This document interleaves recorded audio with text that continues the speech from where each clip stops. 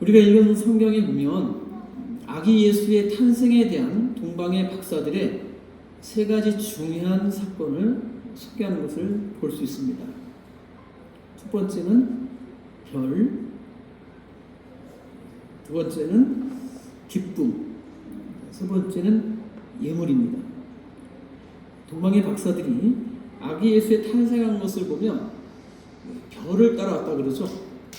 제가 읽은 성경 마태복음 2장에 보니까 2절에 별을 보고 왔노라. 또 7절에 보면 별이 나타난 때를 부르니, 8절에 헤롯이 그 별을 찾거든. 그리고 9절에 보니까 별이 문득 아기 예수 탄생한 곳에 서 있는지라. 그리고 10절에 보니까 별을 보고 매우 기뻐하고 기뻐하였다. 도대체 이 별이 뭘까요? 어떤 별이었을까요? 얼마만큼 비추고 반짝였을까? 어떻게 이동을 했을까? 이 동방의 박사들이 본 별을 아주 구체적으로 연구했던 사람이 한 분 있는데, 케플러라고 하는 사람이에요. 케플러라고 하는 사람이 이 별을 연구하다가 행성의 운동의 세 법칙, 행성 운동의 3대 법칙을 발견한 아주 유명한 과학자죠.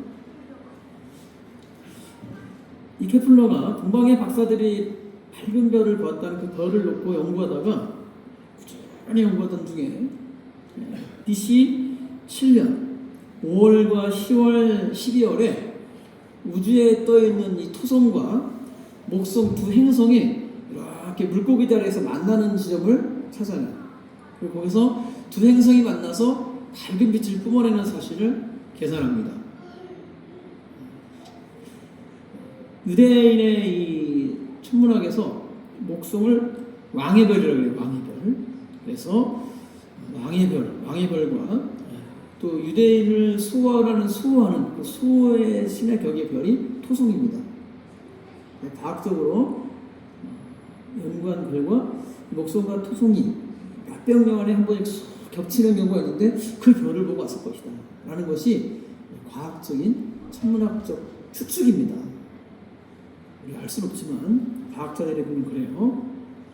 그런데 이것이 동방에서부터 시작돼서 예루살렘으로 와서 베들레헴으로 가다가 멈추기도 하고 보이기도 하고 안 보이기도 하고 이렇습니다. 우리가 전문가들은 아니지만 우주에 보면 목성뿐이 아니라 해성, 유성, 초성, 행성도 있고 항성도 있죠. 움직이는 행성이 있는다면 멈추는 항성도 있고, 너무나 이 별들에 대한 연구를 많이 하는데 제가 성경을 살펴보니까 이게 천문학적으로 과학적으로 해석할 수 있는 별이 아닌 것 같은 생각이 드는 거예요. 이 별은 천문학적에서 볼 수 있는 별이 아니라 아주 특별한 별입니다. 왜 그러냐면 천문학자들이 목성과 토성을 봤다 그러면 헤롯도 보여야 되는 거예요. 헤롯 안 보고 그래 저 별을 이렇게 볼 수 있어요. 헤롯은 보이지 않습니다. 당시 헤롯이 거느리고 있는데 헤롯이 아주 이 건축에 유능한 사람이잖아요. 그러니까 자기들에 있는 학자들, 박사들이 아마 그 동방 박사들 외에도 그 별을 보면 관측할 수 있어야 되는데 보이지 않아요. 그래서 동방의 박사들에게 묻는 거예요. 야, 너희가 그 별을 찾거든 나에게 알려달라. 자기는 찾았어, 못 찾았어요? 못 찾은 겁니다. 아마 그 당시에 이 헤롯 대왕이 가지고 있는 그런 건축 기술, 가장 모든 지식을 동원해도 흔한 말로 날고기는 천문학자들, 서기관들, 학자들도 이상하게 그 별이 보이지 않습니다. 우리가 불렀던 찬송가 123장 2절에 보면 저 동방에 별 하나가 이상한 빛을 비추어 이렇게 돼 있죠. 저는 이 가사가 맞다고 생각해요. 저 동방에 또 별 하나가 특정하게 있는데 그게 이상한 빛을 비추는 거예요.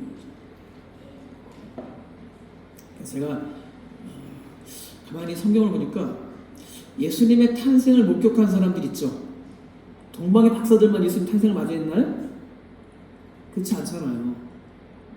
세례 요한의 엘리사벳이 꿈을 보고 환상을 보고, 요셉이, 또 마리아가 그렇고요. 누가복음 2장에 보면 시몬이라는 사람이 성령의 충만하여가지고 아기의 탄생할 것을 예고 듣고 경배하고요. 또 과부된 안나가, 아셀 집회 안나가 교회에서 금식하고 지내다가 예수님의 탄생을 알죠. 그러니까 이게 동방의 박사들은 별을 보고 없고, 또 누가복음 2장에 보니까 주의 사자가, 천사가 이런 표현들이 많이 있어요. 이것은 우리가 생각하는 것처럼 관측할 수 있는 별이 아니라 성령의 인도하심을 따라서 하나님의 계시된 말씀을 통해서 아기 예수 탄생을 봤구나. 자, 그래서 오늘날도 우리가 잘은 모르지만 모든 상황 속에서, 사건 속에서, 어떤 특정한 일들 속에서 하나님의 말씀대로 살아가고 있다면, 이것은 어쩌면 동방의 박사들이 별을 따라 예수님 탄생을 맞이하는 것처럼 여러분의 신앙이 예수 그리스도의 다시 오시는 그때를 준비하는 그분의 인도하심이고, 그렇게 여러분들이 말씀을 따라가는 신앙의 세계인 줄로 믿습니다. 그래서 우리가 나는 오늘 주님의 인도하심을 받고 있습니다. 이 모든 상황, 사람들 가운데 어떤 사건들 속에서 이게 나의 하나님께서 나를 인도하시는구나 라는 것을 깨닫고 있다면, 이것은 마치 동방의 박사들이 별을 보고 하는 신앙이라고 생각합니다.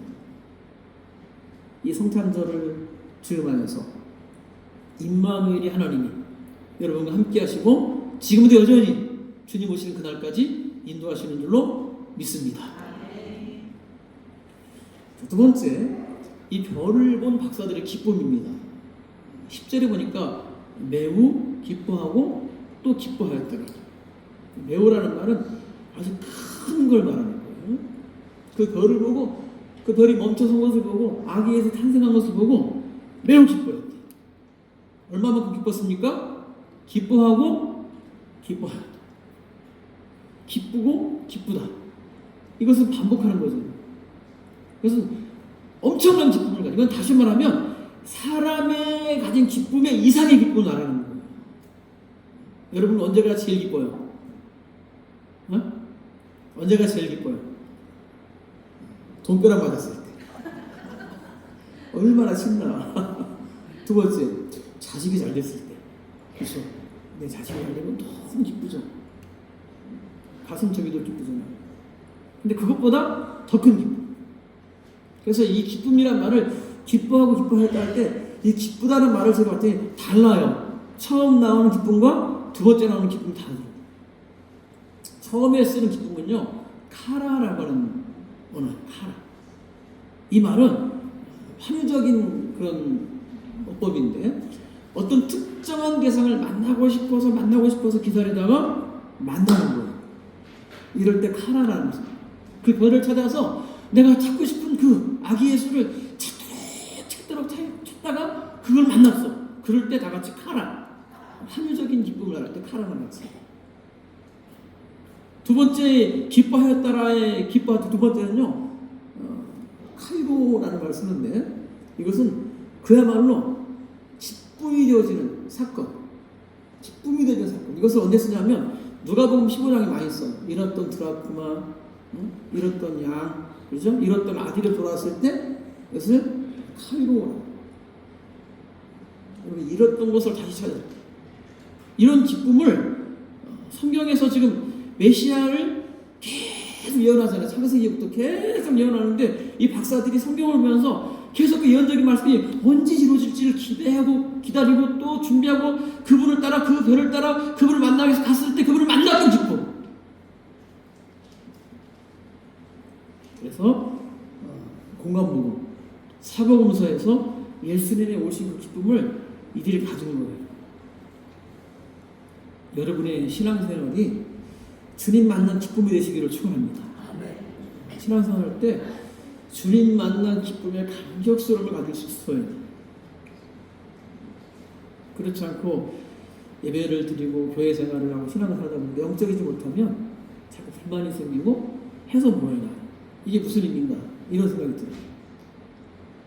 교회에 봉사하다가 주님 만나는 기쁨, 예배하러 왔다가 주님이 나에게 경험되어지는 기쁨, 이것은요 세상에 보석 부활 어떤 것도 줄 수 없는 거예요.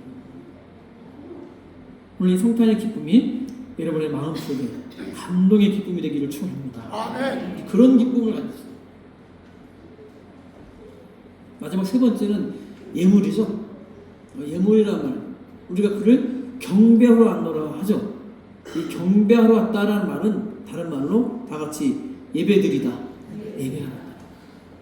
그거를 존중 여기고 그를 경배. 여러분, 아기 예수가 그 천한 베들레헴 그 조그만 시골 동네, 더군다나 마국간에 있는 아기 예수, 별별 없는 목수, 그 요셉의 그 부부 사이에 태어난 그 아이를 향해서 뭐하러 왔어요? 예배하러, 경배하러 왔다고 합니다. 이게 성탄이에요. 우리가 경배하는 대상은요, 예수님은 천한 분이셨어요. 어쩌면 우리는 예수님께 대한 것을 기대고 우리 아픔을, 우리 설렘을, 우리가 모든 바램을 가지고 막 예수님 하고 있지만 사실은 예수님은 우리가 생각하는 그런 분이 아니셨어요. 그런데 이 박사들은 보였습니다. 그 아기 예수의 얼굴을 보는 순간, 그 탄생을 보는 순간 너무 기뻐서 그들에게 경배함으로 예물을 드려요. 자, 예물 세 가지. 첫 번째 황금, 두 번째 미양, 세 번째 모래. 이것은 뭐 너무 잘하는 얘기죠. 황금은 뭐예요? 당신은 나의 왕이십니다. 그렇죠? 이 동방의 박사들이 황금을 드린 것은 당신은 나의 왕이십니다. 어떻게 예수님이 여러분의 주님이 맞습니까? 그 주님을 고백하세요. 당신은 나의 구세주이십니다. 당신은 나의 구원자십니다. 신앙생활에 낙심이 오고 좀 자괴감에 빠지거나 아니면 여러 환경들이 어려움을 겪거나 할 때도 고백하세요. 예수 그리스도 당신은 나의 구원자이십니다. 고백하세요.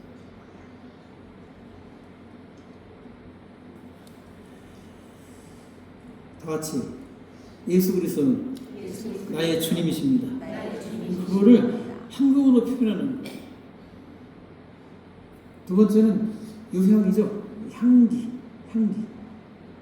이것은 뭐 너무나 많은 뜻이 있지만 말씀 되시는 그리스도, 복음의 전파, 선지자. 그래서 그런 의미가 있고, 세 번째는 모략이죠. 모략은 뭐예요? 방부제라 그러죠. 죽음의 권세를 이기시는 그리스도. 그래서 썩지 않는 모략, 그 방부제를 예수님께 드립니다.